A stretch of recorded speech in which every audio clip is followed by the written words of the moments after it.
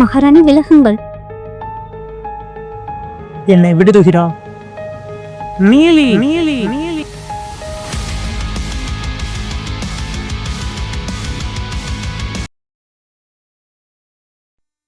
மன்னா, அரபி நாட்டிற்கு செல்லும் வழியில் அத்திமலைக்காடு தீப்பற்றி எரிந்து கொண்டிருந்தது. நம் படகுகளை அனுப்பிய எதிரிகள் யாரேனும் இருக்கிறார்களா என்று காடு முழுவதும் தேடச் சொல்லுங்கள்.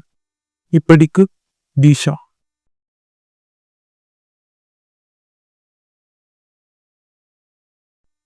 ஆ, நீலியா? பிஜு, இதை வான்கோவில் நாட்டு அரண்மனையில் சேர்த்து விடு. மகாராணி இந்நேரத்தில் எதற்காக நீலியை அழைக்கிறார்? என்ன நடக்கிறது? நீலி. தளபதி, மகாராணி இப்பொழுது எங்கிருக்கிறார்?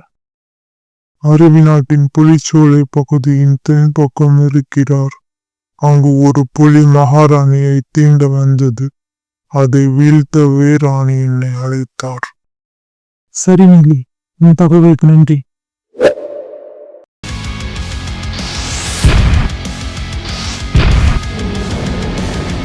வீழ்த்து. மகாராணி, அந்த புலி இன்னும் சாகவில்லை. அது எழுவதற்குள் நாம் இங்கிருந்து சென்று விடலாம். இல்லை துகிரா, அதை வீழ்த்தியது நீலி. அவள் செய்யும் எந்த காரியமும் தவறியதில்லை.